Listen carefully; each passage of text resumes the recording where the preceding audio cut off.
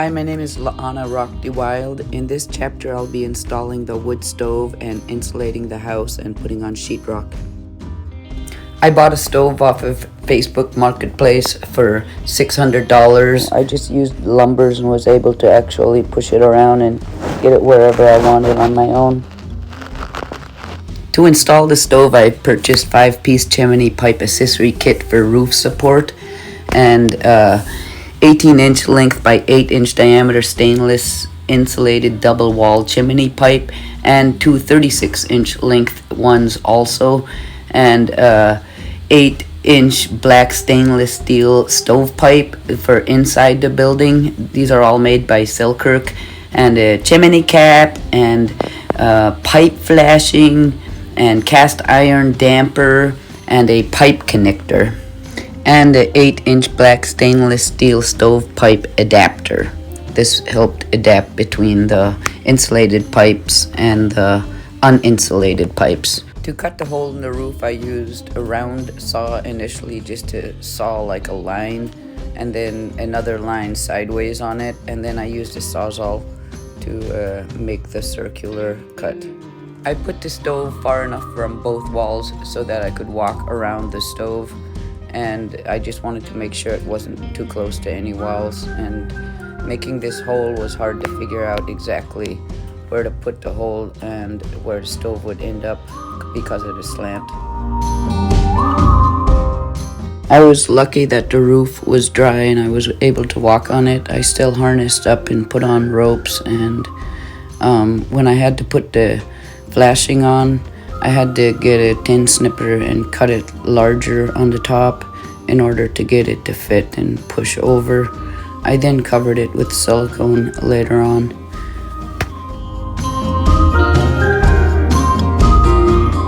To get this final piece on, I had to make sure my knots were tied good, and it was a good leg workout too.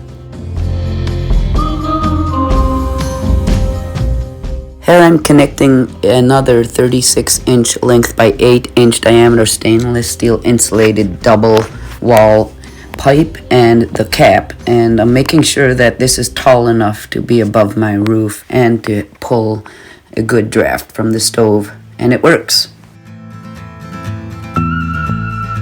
Wow, this thing is awesome.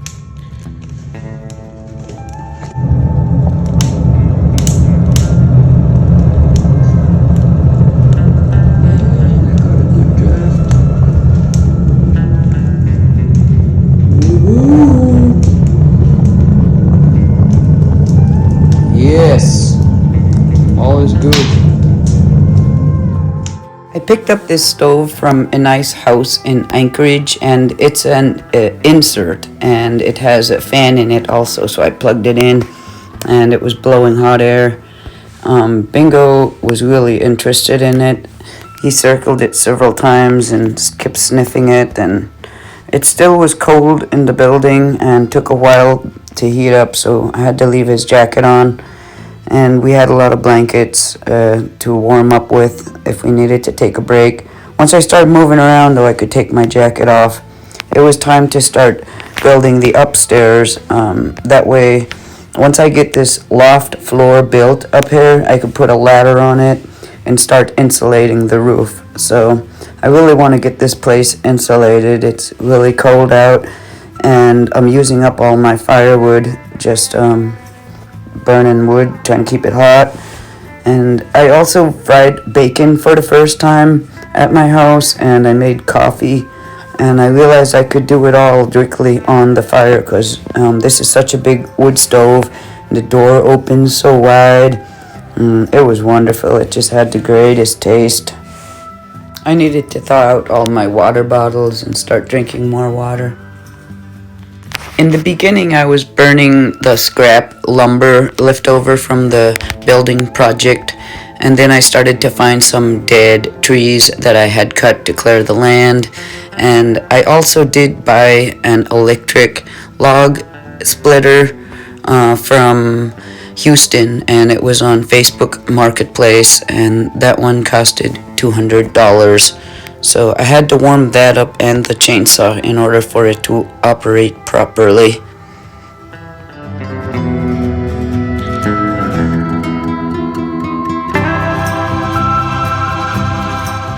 Even with the wood stove burning, it was cold in the house, and so I had the generator running and a small heater that Bingo always wanted to lay next to, and he had his jacket on. To build the loft, I used 2" by 8" by 16" lumbers, glued them together, and made a notch in them so that they were able to connect on each side of the wall of the house up on the roof base. And I also put angle iron there to help keep it in place. And then for the floor joists, I used Simpson floor joist hangers, and each floor joist is 6" by 2" by 8". I also put 5" by 7" flat iron on each end of these 16-footers where they're connected to the base of the wall.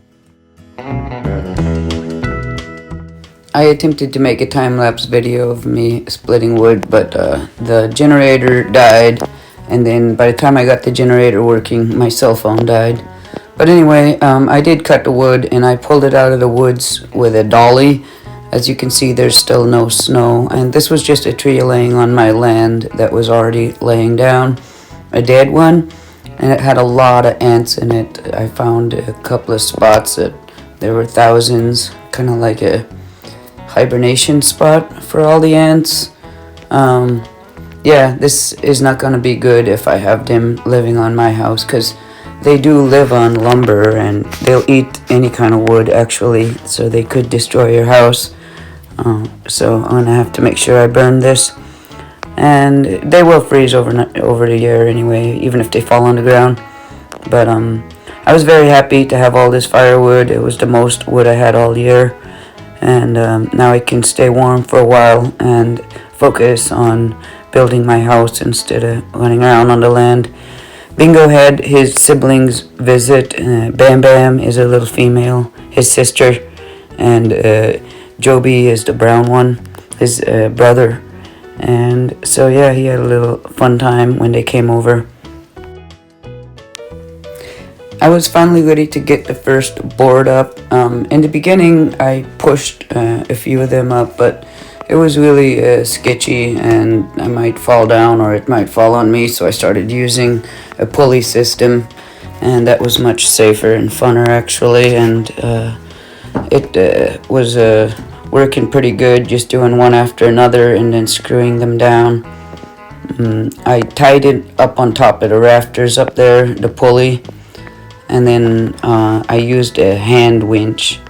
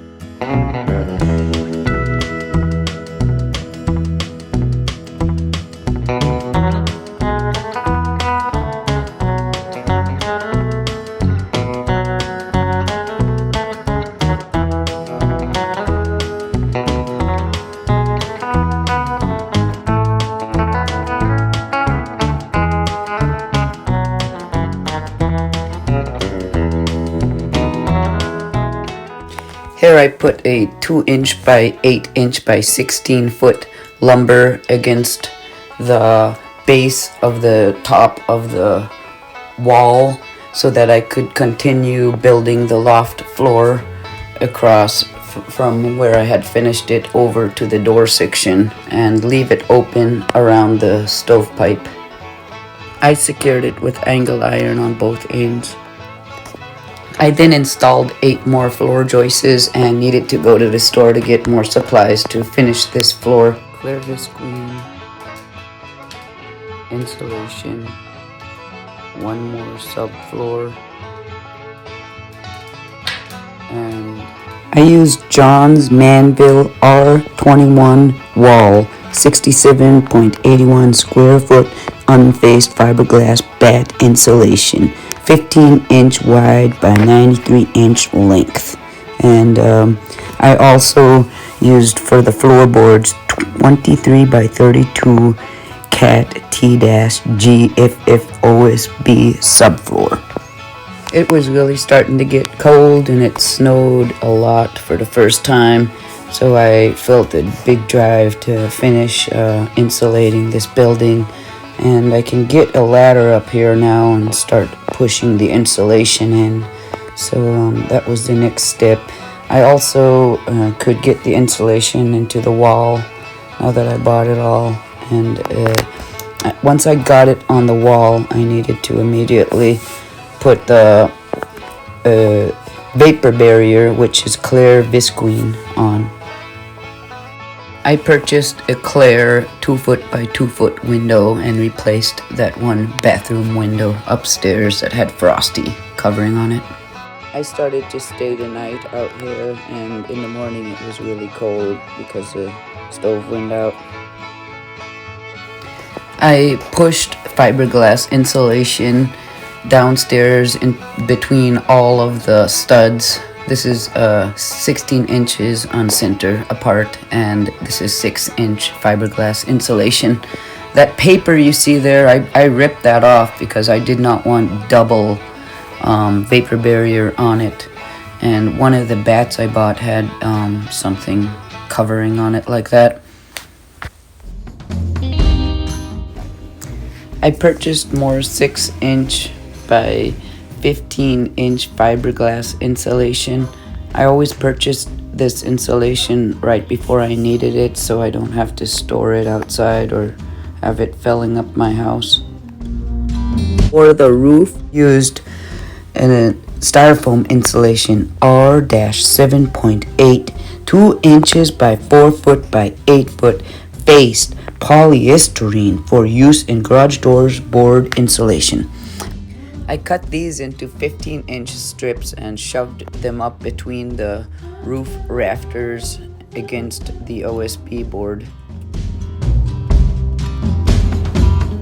So far I noticed that the snow is sliding off the roof, which I'm very happy about. This is a 47-degree angle. The cabin I built in Delta Junction has a 30-degree angle, and the snow did not slide off. I was starting to wonder if it was the moon or the sun I was looking at, or if it was day or night. For the sheetrock, I used GP 1/2 inch by 4 foot by 8 foot TRLW gypsum board, and this is very light compared to what I've used in the past. A little thinner than the conventional sheetrock board. And yeah, definitely had to visqueen up first and then put this gypsum board over it, and bingo approved.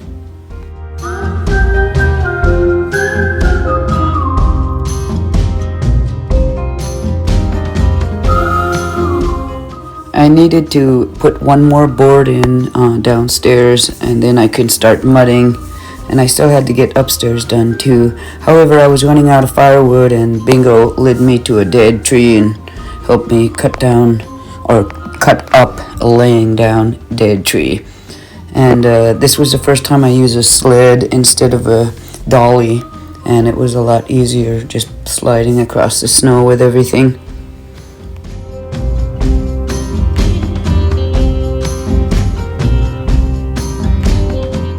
Upon finishing the walls with sheetrock downstairs, I purchased more to finish the walls upstairs, and then I also did the windows downstairs, which were like 5-inch strips by 3 foot, depending on the size of the window.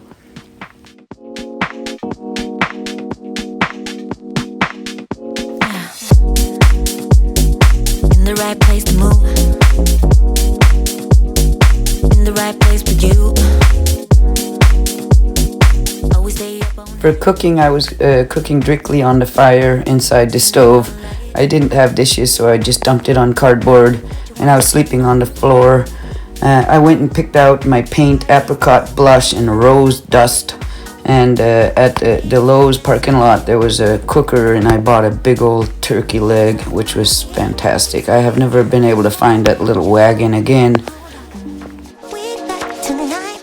I had to finish a couple more windows, putting 5-inch by 3-foot strips, and keep mudding the sheetrock. And I kept the stove really hot so this mud would dry, so I was breaking a sweat, and which was great actually. I enjoyed that. You can see I covered every single screw hole with mud, and just kept mudding around the windows and sanding it and remudding it, getting it ready for the paint. I also put white silicone sealant around all the windows. I put light 3.5 gallon premixed lightweight drywall joint compound on these 2 windows. And then I went to my condo and cleaned it up and hung out there for 2 days and gave them the key and was scared and moved out to my new house. Actually, once I started driving, I was pretty happy. I got unscared, seen the mountains, and just started smiling. I knew I did the right thing.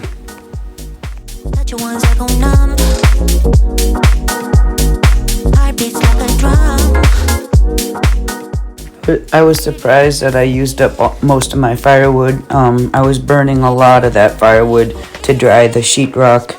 And so I went to another huge tree, the biggest one I found this year, laying on my land, and cut it in the early morning sunshine and pulled it out with a sled. Of course, Bingo helped me a lot.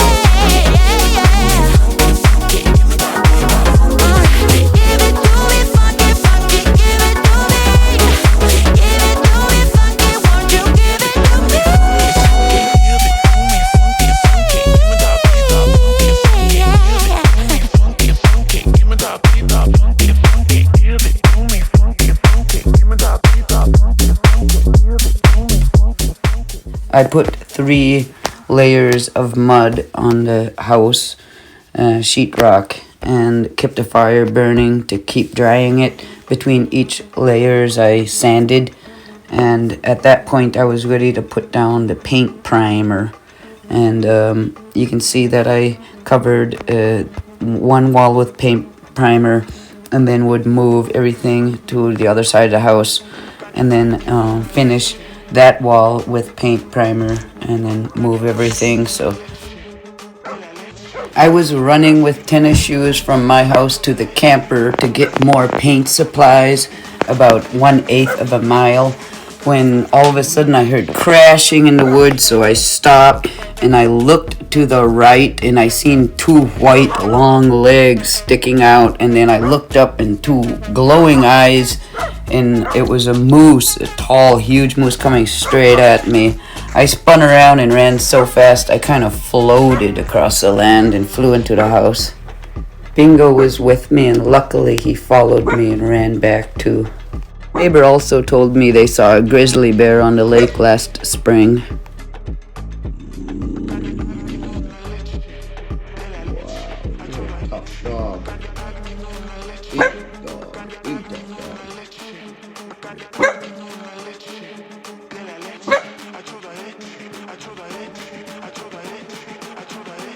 There was a blizzard that morning, and slowly it stopped and started to get clear, and then the moon was shining, and Bingo finally calmed down and took a break because that moose startled him.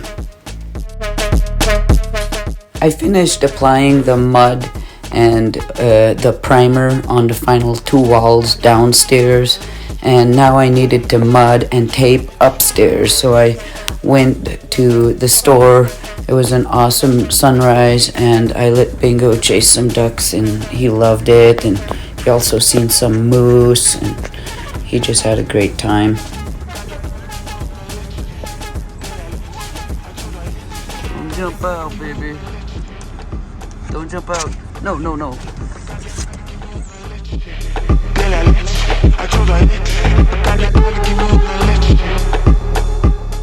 The moose population is really healthy in this area, because when I see two calves with a cow, and especially both of them look fat, I believe it's a healthy population. When I got back to the house, I hooked up my solar panel and connected it to my Duracell batteries, which actually has a connection in the back of it for the solar panel, and I can charge that while I'm working and not have to use my generator. I'll cover this in more detail in a chapter where I'm talking about my electrical system. I learned that primer cost less than colored paint, and so they let me know to apply all the walls with primer first, then put the colored paint on, because if I put the colored paint on, it'll sink in, and then I'll just have to continue to put more and more layers to get it to look good.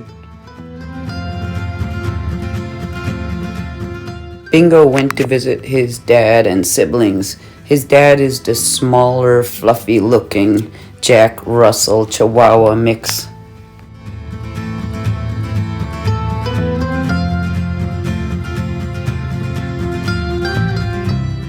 I got the sheetrock installed upstairs, and I taped and mudded it and let it dry, and then sanded it and put more mud on it. Did that a couple times.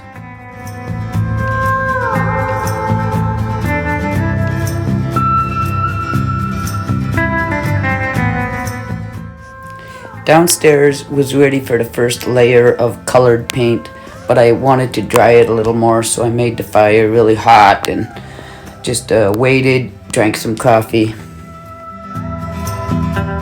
For the paint, 3 of the walls will be painted apricot blush, the lighter color, which is kind of an off-white color. And then the one wall facing the lake with the largest window will be painted rose dust, which is kind of a pink color. And so I started with the apricot blush. When I finished painting downstairs 3 walls with apricot blush, upstairs was already dry with the primer and ready to be painted with apricot blush also. So I painted both walls upstairs apricot blush. Last wall I needed to paint was the one rose dust, but I got scared because it was so bright. So I went to Lowe's and looked around for flooring and found 50% off flooring in the return section. So I was really happy about that. I went and taped the walls and got it ready for applying the rose dust color. And also just here's what the upstairs looks like with apricot blush color, and the downstairs. But I was very hesitant still to apply that rose dust. I did bring it back with me from Lowe's. I decided not to return it, and that I needed to just brave up, and it's okay if it's pink. It's what I like. I felt very happy to have my walls up and now painting, and I had a couple of different neighbors also purchase land, and one tried to build an 8 feet by 12 feet micro home, and that one was leaking. I helped her with that, and it also ended up getting really cold, and she did stay overnight here and come here a couple of times, and now she's not living there until spring probably. And then another neighbor purchased land and purchased a house on Craigslist, pulled it there, but was not able to get everything put together. And I seen finally that he is working on it again this winter, but definitely he's not living in it. And so I feel really fortunate to be living in it, and also not only is it keeping me warm, I was able to help someone else a couple of times with it, and it withstands blizzards and everything.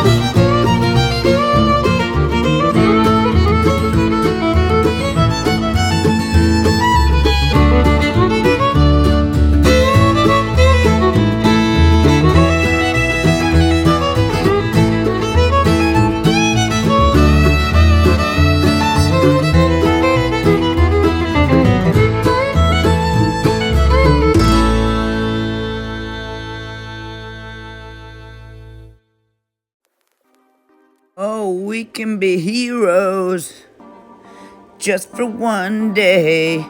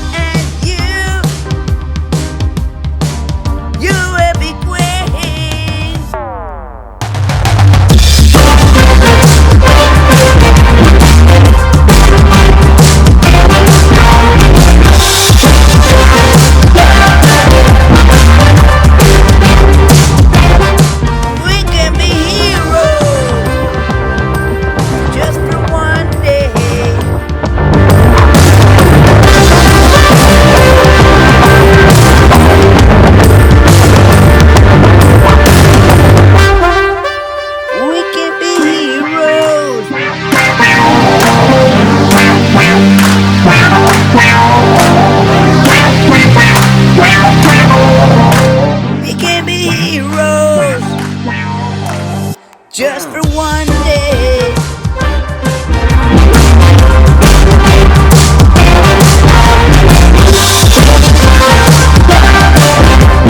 We can be heroes.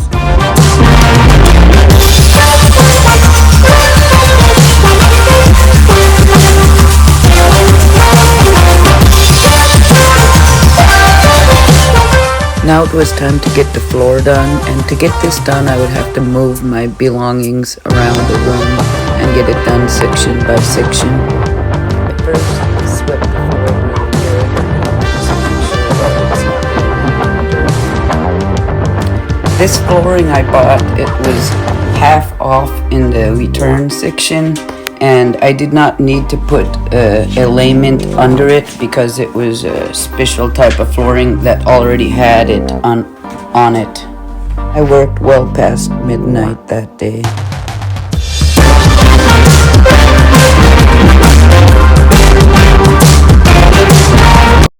It's called Smart Core Pro Core-Tech Extreme Performance Waterproof Flooring.